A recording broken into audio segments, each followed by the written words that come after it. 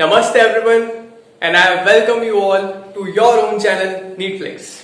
Our today's topic is ear.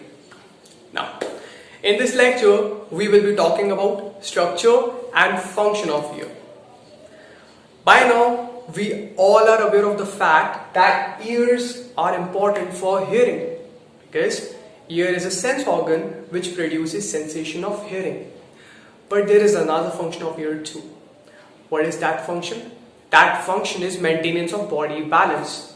So, the two functions of ears which we just talked about are, first one was hearing and another function is maintenance of body balance.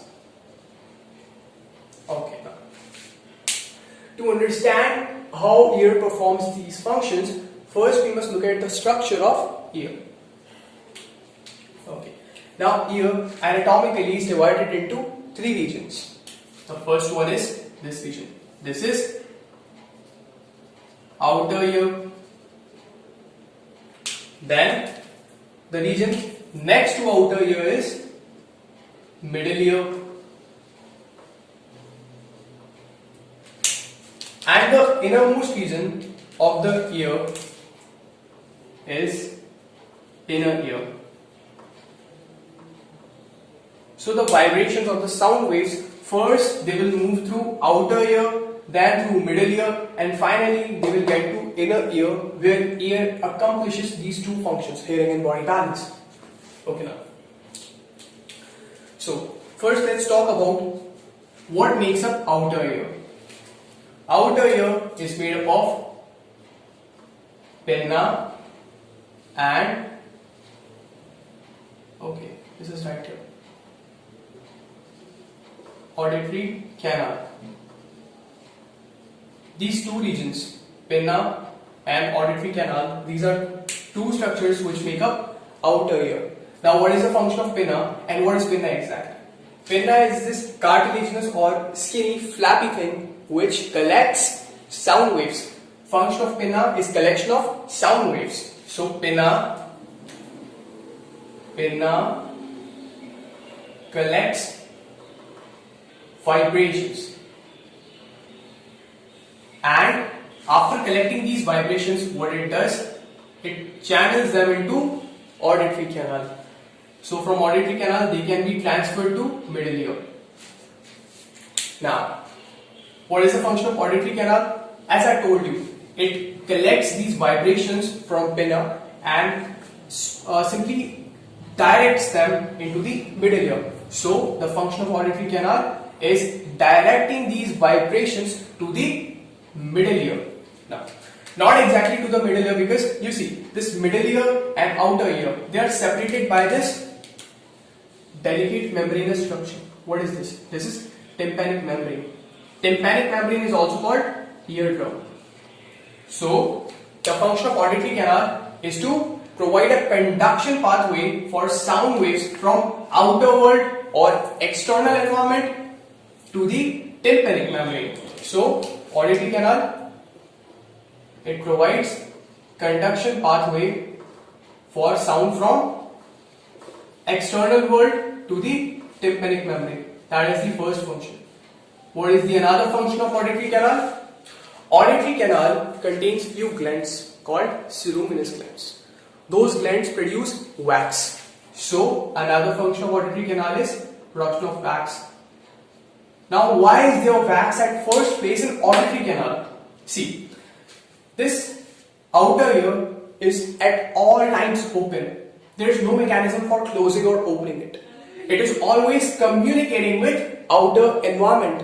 So there are chances that the insects roaming around in the external environment, they can get to this narrow passage in the auditory canal and get stuck there. Or if they manage to go a little inside, they can damage this tympanic membrane.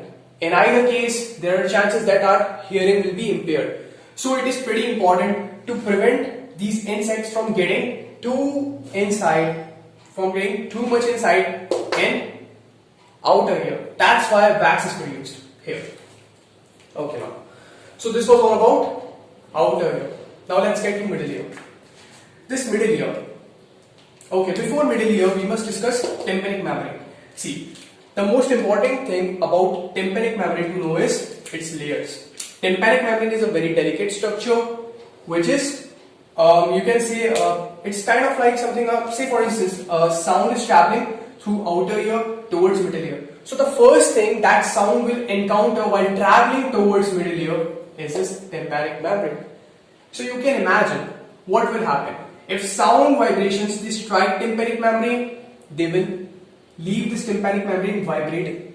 And when this tympanic membrane vibrates, then if any structure which is connected to tympanic membrane, if there is any structure which is connected to tympanic membrane, that will also vibrate with the same frequency with which tympanic membrane or eardrum was vibrating. So we will talk about what structures are connected to tympanic membrane. But first of all, the layers which make up tympanic membrane. Tympanic membrane is 3-layered structure. So what are those layers? On the very outside, the region of tympanic membrane which faces outer ear, that region or that layer is made up by skin. And the layer of tympanic membrane which faces middle ear is this layer. This layer is mucosal layer. So it is made up of mucosa. It's made up of mucosa. And in between these two layers, there is another layer. That layer is made up of connective tissues. So the outermost layer, the layer facing outer ear of the tympanic membrane, is made up by skin. The layer which is facing middle ear is made up by mucosa, and the layer in between these two layers is made up by connective tissue. So in this way, this tympanic membrane is a 3-layered structure. Okay, so this was all about tympanic membrane, and this is very important because examiners may try to go after this and get you confused. Okay, now, so let's get to middle ear. Now, the most important thing to know about middle ear is it is air-filled cavity. Middle ear is air-filled cavity. This air-filled cavity contains air as well as this system of bones here. What are these bones collectively called within middle ear? These are called ear ossicles. What do we call them? We call them ear ossicles. Now these ear ossicles, there are 3 bones. On each side, right side and left side, we have 3 ear ossicles in each middle ear. So what are these 3 bones? The bone which is connected to tympanic membrane, or the bone which you will encounter while moving towards the middle ear. The first bone which you will encounter is this malleus. What do we call it? We call it malleus. So the first bone is malleus. Malleus is also called hammer. The next bone, the bone connected just next to malleus, is incus. And the last bone of these 3 bones is stapes. Now, this stapes is the one which is communicating with inner ear. See, tympanic membrane was connected to malleus, malleus was connected to incus, and incus was connected to stapes. But stapes in turn is connected to inner ear through a window called oval window. So, if I am saying that sound waves traveling through outer ear, they set tympanic membrane vibrating. So the malleus which was connected to tympanic membrane, see, if this is tympanic membrane and on this side of tympanic membrane I have this. This is malleus. This is head of malleus and this is handle of malleus. Malleus, I told you, we also call it hammer. Hammer has a head and a handle region. So if this is tympanic membrane and this is malleus, so malleus is connected to tympanic membrane in this way. So what will happen? If tympanic membrane vibrates, then malleus will also vibrate. Now these ear ossicles, all these ear ossicles, these 3 bones, they are connected to each other in a chain-like fashion. So if one bone vibrates, this whole system of ossicles will vibrate like a single unit. So when tympanic membrane vibrates because of these sound vibrations, malleus vibrates, and when malleus vibrates, all these bones, this ossicular system collectively vibrates as a one unit. What will happen? Now this ossicular system is vibrating. Now this vibration will be carried towards inner ear through this oval window. Why? Because the only way sound wave is going to travel to inner ear is through this ossicular chain. And the ossicular chain is communicating with inner ear through this oval window. So you can understand why this connection of stapes with inner ear is so important. Okay. So this was about ossicular system. Now ossicular system, they are providing a way for sound waves to get from outer ear to the inner ear. But at the same time, they are doing one more important function. What is it? They are amplifying sound waves. Their function is amplification of sound waves. This is very important because if this function was absent, then you would not be able to hear sound waves clearly, or you wouldn't even be able to hear any sound at all. That is why these ear ossicles, they are very important. Okay. Now there is another structure which is coming out of this middle ear. What is this? This is tube-like thing. And what is this? This is eustachian tube. Now what is the function of eustachian tube?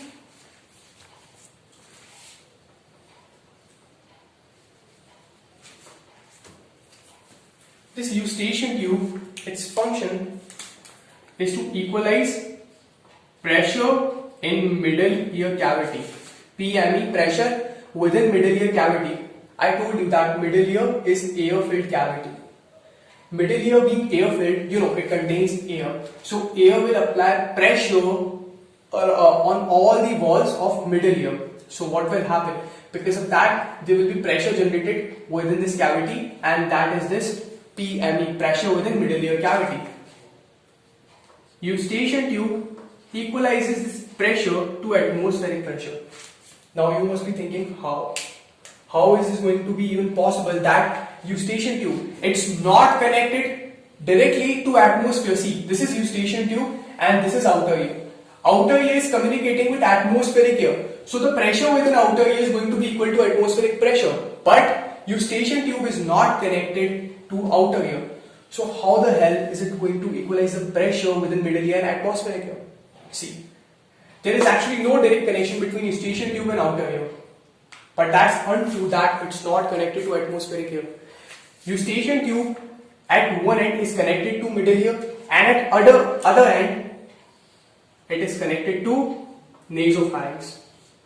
So this is our beautiful face drawing here. This is cavity, this is tongue. Here you will be having trachea, whatever. And then you will be having here, this is pharynx. This is pharynx. See, this is nasal cavity. Okay, these are your nostrils. So the region of pharynx, this whole region here, this is pharynx. So the region of pharynx behind nasal cavity is called nasopharynx. The region of pharynx behind oral cavity, this is oral cavity here. This is oral cavity. Let's mention. This is oral cavity. So the region of pharynx just behind oral cavity is oropharynx, and the region of pharynx behind larynx is called laryngopharynx. This eustachian tube is connected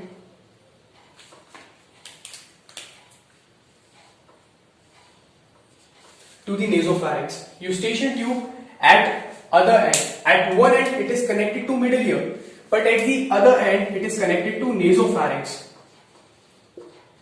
And guess what is going to happen now? Nostrils are always open. Your nostrils, they are always open. So the air through nostrils will be getting towards nasopharynx. So I can say that the pressure outside will always be, whatever the pressure is there outside in the atmosphere, there will be same pressure, that same pressure within nasopharynx, because air can freely communicate with nasopharynx. From outside through the nostrils, it can get towards nasopharynx. So atmospheric pressure will be equal to the pressure within nasopharynx. And if eustachian tube is communicating with nasopharynx, then we can say that in one way it is connected to nasopharynx, but another way it is communicating with atmospheric air directly. So what will happen? When eustachian tube opens, it is just like that you have just ripped off this tympanic membrane and now middle ear can freely communicate with atmospheric air. Eustachian tube provides that pathway through which you can communicate with atmospheric air, and thus the pressure between middle ear and atmospheric air can be equalized. That is the function of eustachian tube. Okay, now why is it important? This function, why is it important? Say for instance that the pressure within middle ear cavity, for instance, is higher than atmospheric pressure. What will happen then? This increased pressure within middle ear cavity will press upon this tympanic membrane and tympanic membrane will be bulged out. And if this thing happens, then sound will not be able to travel through this ear system properly. So it will cause impairment in hearing. When does it happen?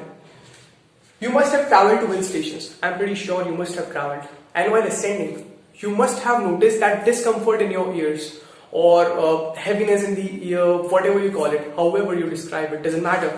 But that feeling is because of this thing. When you ascend, what happens? The pressure in the atmosphere keeps on dropping. The atmospheric pressure drops when we move to a certain height above sea level.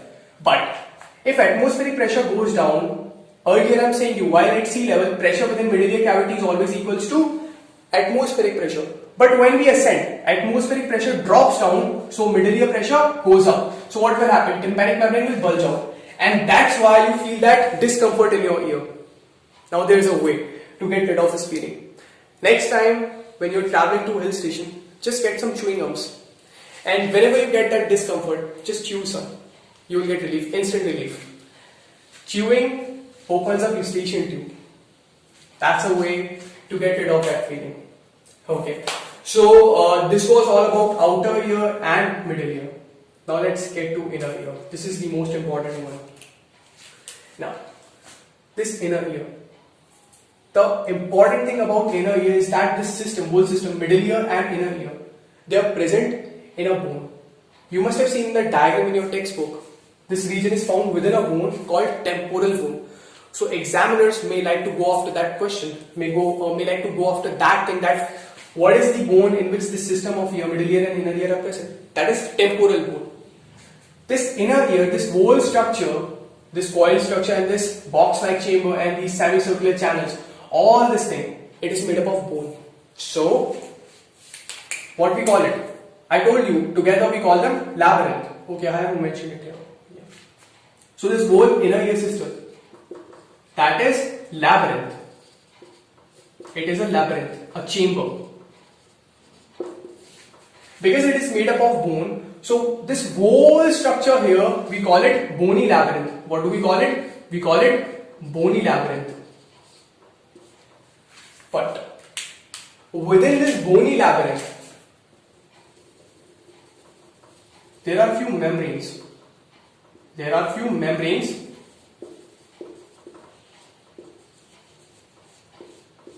there is a system of this membrane here inside.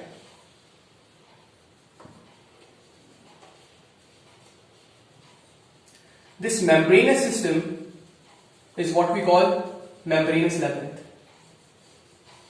So inner ear on the outside is made up of bones, and this chamber which is confined within this bone is called bony labyrinth, and within this chamber there is another chamber which is made up by membranes. The chamber made up by bones is called bony labyrinth, and within this bony labyrinth there is another chamber made up by membranes. We call it membranous labyrinth. So the structure, the green thing, the structure I'm making up with this green color is called membranous labyrinth. What do we call it? We call it membranous labyrinth.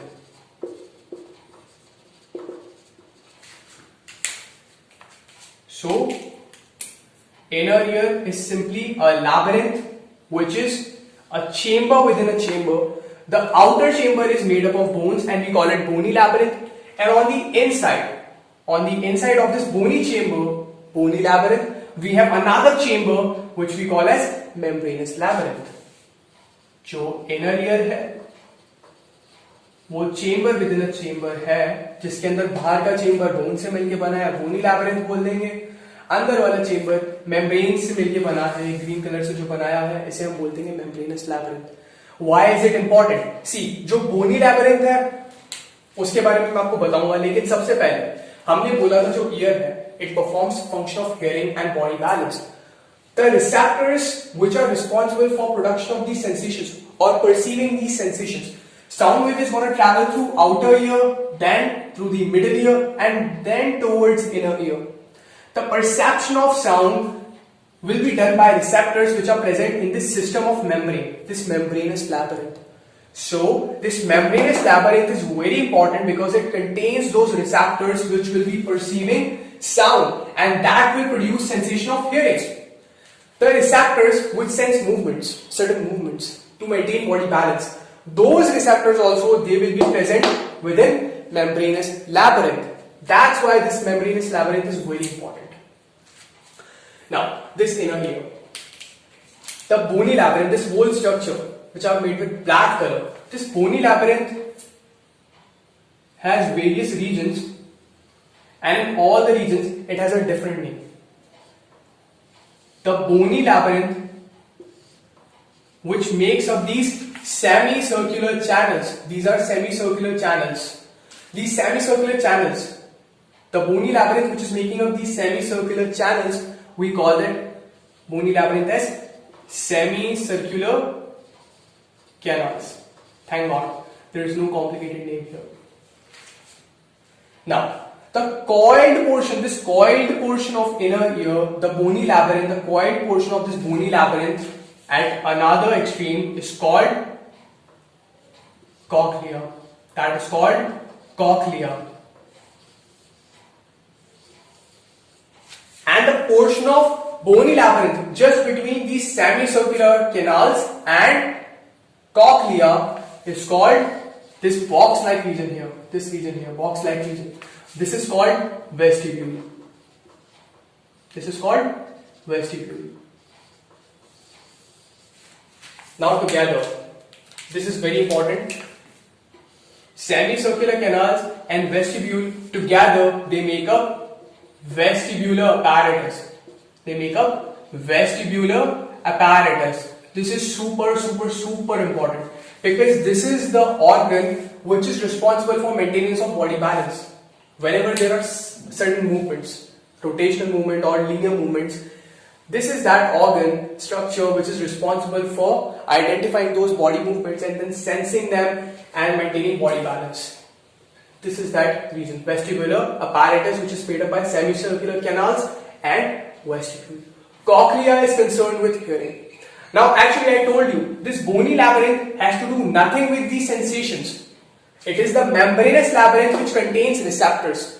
This is membranous labyrinth which is concerned with perception of these sensations. So let's talk about what do we call membranous labyrinth within each of these regions.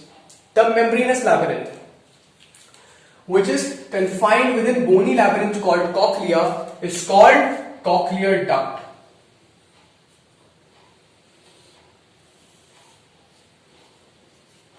Cochlear duct. The membranous labyrinth, this green structure here, right here, which is confined within cochlea, is called cochlear duct, and the receptors which are responsible, those receptors which are responsible for perception of sound and ultimately causing sensation of hearing, they are located here in the cochlear duct. Okay, this cochlear duct, we know it by many names. I'll talk about them later on. The membranous labyrinth, which is found within vestibule, the membranous labyrinth within vestibule, it is right here. It has two parts. One part communicates with the membranous labyrinth within semicircular canals. This part right here, it communicates with membranous labyrinth of semicircular canals. And what do we call it? We call it utricle. We call it utricle. And the part of vestibule's membranous labyrinth which communicates with membranous labyrinth of cochlea, or the part of membranous labyrinth confined within vestibule which communicates with cochlear duct is called saccule. वैसे ये सब एक दूसरे से directly connected है, मतलब एक तरीके से सब कनेक्टेड है एक दूसरे से, लेकिन हम पर्टिकुलरली बात कर रहे हैं इनको जब डिवाइड किया तब कि वेस्टिब्यूल के अंदर वो पार्ट जो एक तरफ से कॉक्लियर डक्ट से कनेक्टेड है वो है सेक्यूल, और एक तरफ से जो सेमी सर्कुलर कैनाल के बोनी लैब्रिंथ से मेम्ब्रेनस लैब्रिंथ से कनेक्टेड है उसे हम बोलते हैं utricle. Okay, so membranous labyrinth within vestibule, they are, what are they? They are utricle and saccule. Now, the membranous labyrinth within semicircular canals is simply called semicircular duct. Now I told you that receptors for sensations are present within membranous labyrinth. So let's name them here. Now, the semicircular canals and vestibule together they contain membranous labyrinth, which is associated with maintenance of body balance. So the receptors, we're gonna talk about their receptors first. The receptors present within semicircular ducts, they have a specific location. Within semicircular canals, there is a bulged portion. At the base, there is one of the portion of the duct which is bulged out. This bulged out portion which contains this membranous labyrinth has specific receptors. Because a bulged out portion of any tube is called ampulla, the receptors present within semicircular ducts at this portion of the ampulla of semicircular canals is called crista ampullaris. Crista ampullaris. These are receptors which are associated with maintenance of body balance and present within membranous labyrinth of semicircular canals. The bulged out portion of semicircular canals where this membranous labyrinth, semicircular ducts are present, they contain these receptors, crista ampullaris. Let's talk about saccule and utricle. Both these saccule and utricle, again they are concerned with maintenance of body balance, and the receptor present within this membranous labyrinth is called macula. Okay, macula and crista ampullaris together their function is to maintain body balance. Okay, now the only thing remains is cochlear duct. The receptors within cochlear duct, actually it is organ of Golgi. Now one thing is common in all crista ampullaris, macula and organ of Golgi. There are few cells. They are hair cells. What are they? They are hair cells. Hair cells, once they are disturbed, their apical ends when they are bent. Okay, I'll tell you about that later on. But just trust me that all these structures, crista ampullaris, macula, and organ of Golgi, they have hair cells which act as receptors. Okay, now let's just talk about cochlea first. I'll make another diagram here because the only thing hamper me from explaining to you the exact function of cochlea is its coiled portion. So what am I going to do? I'm going to uncoil the structure of cochlea. Okay, so this is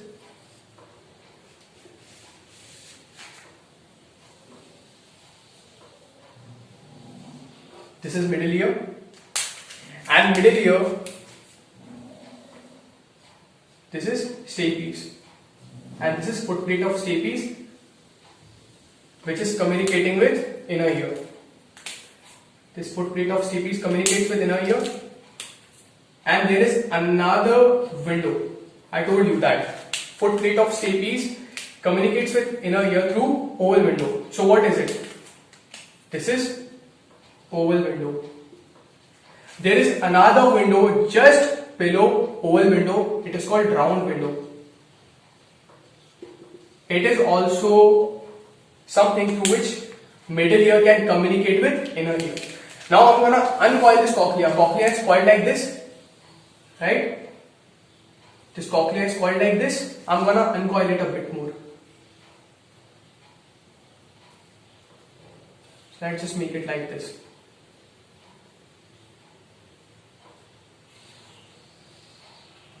Now this is the cochlea which I have uncoiled.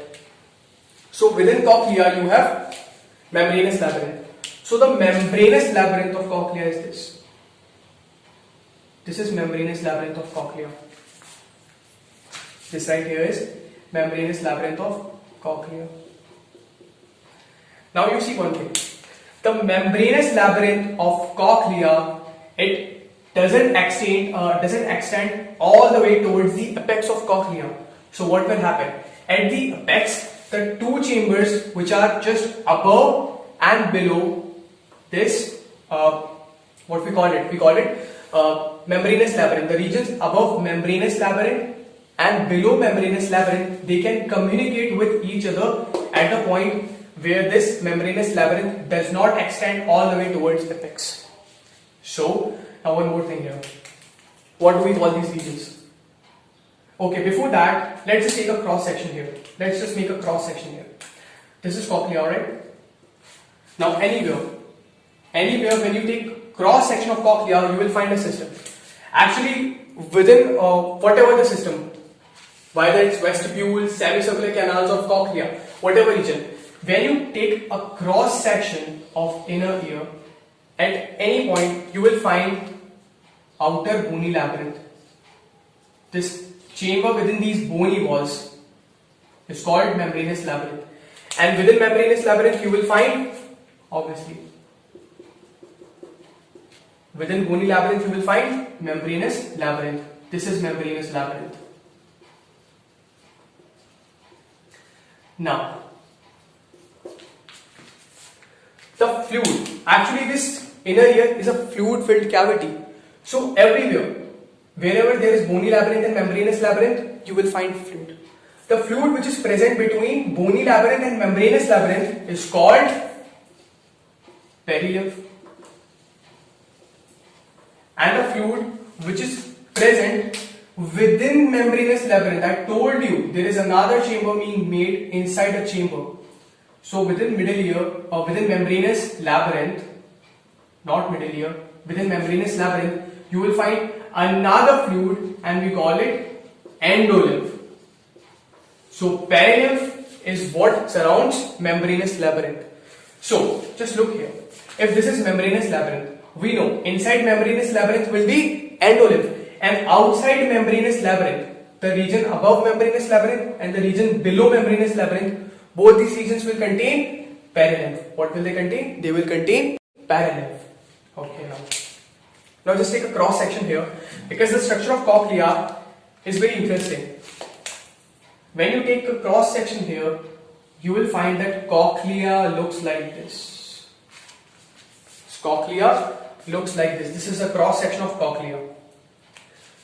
This blue, the walls which are made with blue color, they are bony walls. What are these? These are bony walls, and these walls make up bony labyrinth. But guess what? There must be a membranous labyrinth inside of it too. So this membranous labyrinth, to make up membranous labyrinth, there is a system of membranes within this bony labyrinth which divide this whole compartment of bony labyrinth into three distinct compartments. What are these? The first membrane which I've drawn here, this horizontal membrane, is called basilar membrane. What do we call it? We call it basilar membrane. There is another membrane which is coming out right from here. This membrane is called Reisner's membrane. So you see, these walls outside, they are bony walls, and within them there are membranes, and these membranes, they are isolating a single chamber. They are isolating a region within them. This region which is surrounded by these membranes is called membranous labyrinth. Above there is Reisner's membrane and below there is basilar membrane. So these membranes together, the region they are surrounding, or the region they are isolating, that region is called membranous labyrinth. This region is called membranous labyrinth. Now, membranous labyrinth in this cochlea is also called scala media. This is also called scala media. Now, the region above Reisner's membrane, this region above Reisner's membrane here, if this is membranous labyrinth, the region above, this is going to be Reisner's membrane. So the region above Reisner's membrane is going to be scala vestibuli. Scala vestibuli. So this region right here, which communicates through oval window with middle ear, is called scala vestibuli. This region right here is scala vestibuli. And the region, this is scala vestibuli. And the region just below basilar membrane, this region right here, is called scala tympani. It's called scala tympani. Now, this region right here, it is scala tympani. On one end, scala tympani is going to communicate with middle ear through this round window. So through round window, scala tympani communicates with middle ear. This is round window. And through oval window, it is scala vestibuli, which is communicating with middle ear. So these are very important lines which examiners most of the times like to go after. Now, I told you that scala media, it is another name for membranous labyrinth with a cochlea. It is also called cochlear duct. Scala media, membranous labyrinth here in cochlea, it is also called cochlear duct. So there are three names. There are three names for this region right here. One is membranous labyrinth, another one is scala media because it lies within the system of membranes, and also called cochlear duct. I told you that this membranous labyrinth is going to contain these receptors for production of sensations of hearing. So organ of Corti is going to be located in this membranous labyrinth. Where is it located exactly? It is located on basilar membrane. This region right here is called organ of Corti. This is organ of Corti here. Organ of Corti is located on basilar membrane. Now what happens? Okay, one more thing before we move forward. This organ of Corti, it contains hair cells. All these cells, they are hair cells. So let me make one hair cell here. This is a hair cell. This is a hair cell, and above these hair cells there is a tectorial membrane. There is a membrane. We call it tectorial membrane. Tectorial membrane. Guess what? There are three projections coming out from the tips of these hair cells. We call them stereocilia. These are stereocilia. These stereocilia are embedded within this tectorial membrane. Okay, now let's just review it once again. Here, I told you that this cochlea, it is a coiled portion, bony labyrinth. Within it, it contains a membranous labyrinth. This membranous labyrinth, it is this region right here. What happens within a cochlea? These are bony walls. Within these bony walls, there are extensions of membranes. These membranes confine a region within this bony labyrinth that is called membranous labyrinth. The membrane at the top is Reisner's membrane, and the membrane at the base is called basilar's membrane. Within them, you will find membranous labyrinth. Membranous labyrinth here is also called scala media and cochlear duct. It contains organ of Corti. The region just above Reisner's membrane is called scala vestibuli, and the region of bony labyrinth of cochlea just below basilar membrane is called scala tympani. Scala vestibuli communicates with middle ear cavity through oval window, and scala tympani communicates with middle ear cavity through round window. This is important. Now what will happen? Say for instance, sound waves are traveling through outer ear. They will strike tympanic membrane, set it vibrating.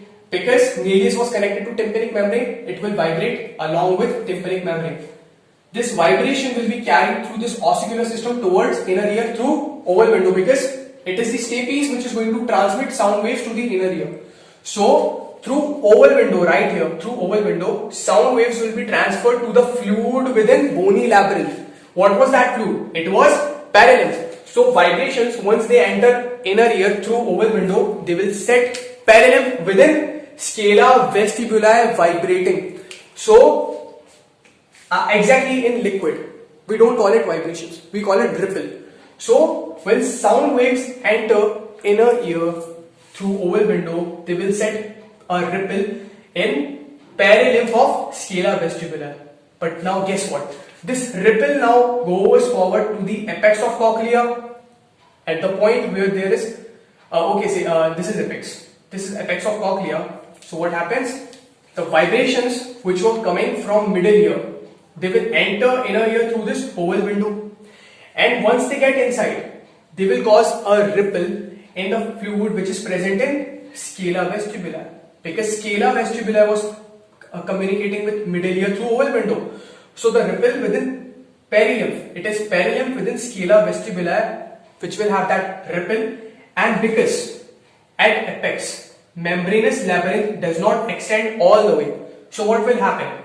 The perilymph from scala vestibula and the perilymph within scala tympana will communicate with each other at this point. So a ripple within this perilymph of scala vestibula will be transferred to the perilymph of scala tympana. Scala tympani at the top of it will be communicating with basilar membrane, and this will cause, when movements ripple within scala tympana, perilymph of scala tympana will cause basilar membrane to vibrate. And when this basilar membrane vibrates, what will happen? The hair cells at the top of it, their stereocilia will be bent because they are connected to tectorial membrane. See, these are my hair cells. These are hair cells. So what will happen?